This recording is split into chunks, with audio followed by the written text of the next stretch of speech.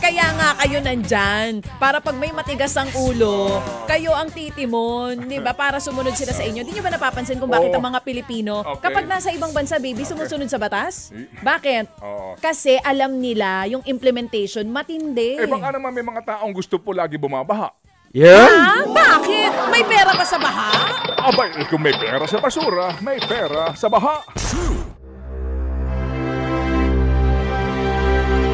Ala ka, MMDA at DPWH at itong gobyernong Marcos Bangag Jr. binanata na naman ni Sir Ted. Dapat nung banatan tong mga gonggong na to. Kasi daw, may pira daw sa baha. Kaya pala gusto nilang palaging may baha dahil palaging may pira. Oh, panoorin natin to mga kaboses at mga kababayan dyan. At mag-comment kayo dito sa video natin. At kung gusto nyo magpa-shoutout, please type #shoutme. Panoorin natin to si Manong Ted. Sa mga taga Metro Manila, ano po, kasi ngayon ang dami hong mga posts, mga reaction sa social media tungkol nga dito. Ano na naman yan? So ngayon, kasi nga po, di ba nung tag-init, wala ho itong baha, walang ulan, di ba? So nakaligtaan natin to. Kaya sabi ko na noon pa. Ano sinasabi mo lagi? Okay, babalikan natin itong issue. At taon-taon natin pag-uusapan ito, Okay. sigurado. And definitely po, magkakaroon po na naman po ng mga tanong sa pananagutan. Saan napunta pera? Yan, di ba? Dito ho mga flood control limpak ang project. flood control project. Okay. And definitely po mga kapatid, pagkatapos naman po nito at gumanda-ganda ang panahon, makakalimutan na naman ito. Di po ba? Hanap na ulit tayo ng bagong pag-uusapan. Ito po. Pero ito lang ha, baka ho kasi kayo nasa bahay lang, laki ang ginagawa. Google pag may time. Opo, ito lang po ha. Pagsitin po ninyo, nakakapanayan po ngayon DPWH at tinatanong ho sila tungkol sa baha.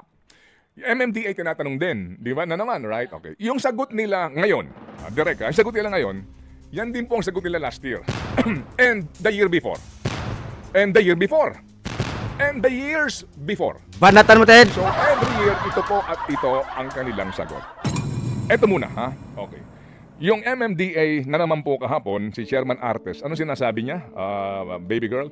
Opo, MMDA blames garbage for clogged drains. Ayan. Flooding, discipline needed. Ako ninyo. Oo, yun daw pagtatapon ng basura, nakakabara daw dun sa ating mga drainage. Basura ho na naman sinasabi. At sinasabi niya, lahat daw po ng pumping station gumagana. Oo. Well, the report says otherwise. Hindi na ho tayo magkikipagdebate pa kay Atty. Artis dyan. DPWH, ano sabi niya? Very old drainage system. Hampers Metro Manila flood control. Luma na kasi itong ating drainage system. Oo. Yan din po sinabi nung una pa lang manungkulan sila 2022 June. Remember? Same. So, kung tatanungin natin sila, okay, so magmula noon hanggang ngayon, yan pa rin ang katwiran nyo, nangangahulugan ba na ano? Na status quo? Kasi walang nagbago di ba? Practically. Ito ho patikim sa ating pong isyong ito, ha, mga kapatid. Ito lang. Okay. So, ang pinag-uusapan natin, basura, na walang patumanggang itinatapon sa kung saan-saan pati sa estero. Nung panahon po ng Hoy Gising, na-report na po namin to, tumatak ito sa aking isipan. Bakit? Kasi noon, Aaron, 35 years ago, almost 35 years ago, ang report namin doon ng visuals, yung bara sa estero ay refrigerator, sala set, aparador, at kutsyon. Yung 35 kama. years ago? Yes, meron ng ganyan. So magmula noon, ngayon, ito ho na naman po, same reports na po. Oh, yun ang sinasabi ng MMDA ngayon. Etc. Okay. And then, mga kapatid, lagi sinasabi, pati mga LGUs, wala kayong disiplina, etc. So ito nga po ang ating katanungan. Kapag po ganyan na ang mga mamamayan natin, pagkatigas ng ulo, di ba? Na talaga namang walang pakialam sa mundo at tapon ng tapon sa kung saan lang, ano magagawa natin? Ikaw na magagawa natin? Kaya nga tayo may gobyerno. Para saan pa yun? Higpitan nyo. Yung penalty kung kinakailangan ikulong na yung mga nagtatapon ng basura na yan, gawin. Kasi kaya nga tayo may gobyerno. Para saan pa? Di ba yun ang dahilan? Kaya nga sinahuran kayo dyan Kung may nagtatapon sa barangay ninyo, ni Mayor. Tama ka, baby girl, no? Alam niyo kapag po may anarkiya, kapag po talaga namang lantaran na po talamak ang mga paglabag sa batas. Ano po? Diyan papasok ang gobyerno, kaya nga government to govern. Right? Hindi pa pwedeng ang tigas ng ulo. Hindi po Batas. Ano ba batas? Pairali ng batas na yan. pag lagi silang tapon ng basura, pairalin nyo ang batas. Oh, hulihin nyo. Kagaya ng presidente na yan, basura na yan eh. Dapat yan itapon. Dahil basura yan, presidente na yan eh, walang kwenta, itapon na yan. At kung hindi nyo itapon yan, hulihin nyo yan. Ito po lahat ng LGUs may kaukulang pong mga anti-littering ordinance. Lahat ng LGU. MMDA mismo, may sarili yan. Okay.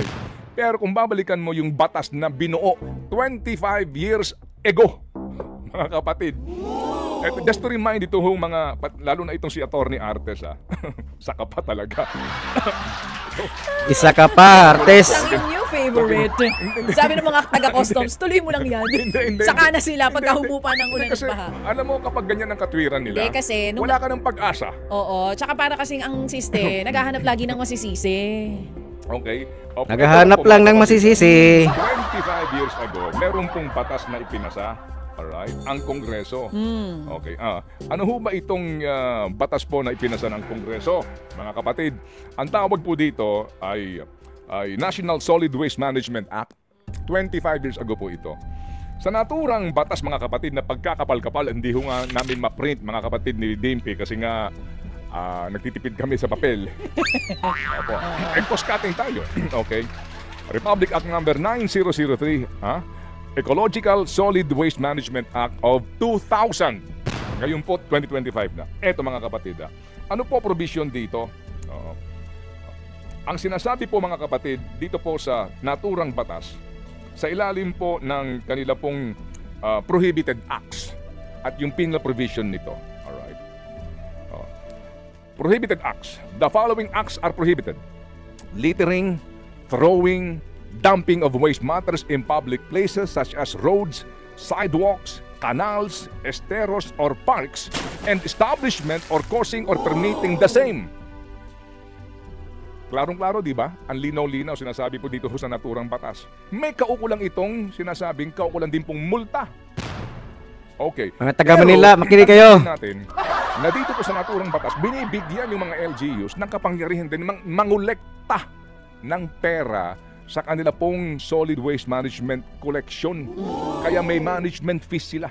The local government unit shall impose fees, etc. etc. Di po ba sa atin meron tayong garbage tax?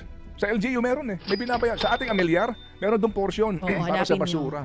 So dito mga kapatid, sinasabi din po sa naturang batas, no? Okay.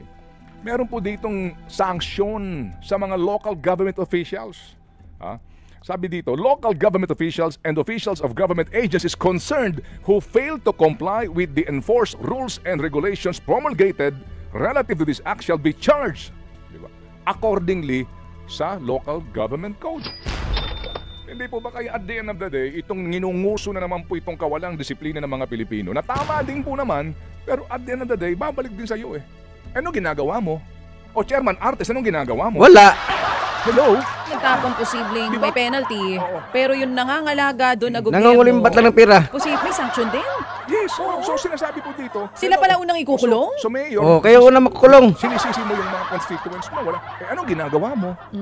Hindi po ba? So mawalang galang lang. Kasi po maiinis ka dahil yung sagot nila ngayon, yun ang sagot nila last year and the year before and the years before. Huwag ka mag-alala, Kaya next parang- year yan ulit ang sagot nila. Parang lalabas mga kapatid, ano po, na wala nang solusyon ito kasi yung ating garbage crisis at yung ating flood crisis is also a result of Government crisis. Yan. people in government crisis. Kasi, so ito nga sabi po ni Budget Babe, 2015 to present, 1.14 trillion pesos na ang inilaan Grabe. ng bayan para po Grabe. control project. So pag pinagsama-sama natin ito, ano ba problema nyo? Batas? May batas. Ano problema nyo? Pera? May pera. So, nasaan ang krisis? Ang pera, ninanakaw. Crisis. Think about it. At lahat ng mga nasa comment section ay nag-a-agree pero malamang may sagot ang mga mayor niyan. Hindi naman na namin hawak yung mga tao na yan. Anyway, Pilit namin sige. silang pinagsasabihan pero tapon pa rin sila ng tapon. Lagi silang may dahilan kung bakit matitigas ang ulo ng constituents nila. Kaya nga kayo nandyan. Para pag may matigas ang ulo, kayo ang titimon. Di ba? Para sumunod sila sa inyo. Hindi nyo ba napapansin kung bakit ang mga Pilipino, kapag nasa ibang bansa, baby, sumusunod sa batas? Bakit? Kasi alam nila yung implementation matindi. Baka naman may mga taong gusto po lagi bumabaha. Ah, bakit? May pera ba sa baha? Abay, kung may pera sa basura, may pera sa baha. Mga kapatid, abangan po sa aming pagbabalik. News 5!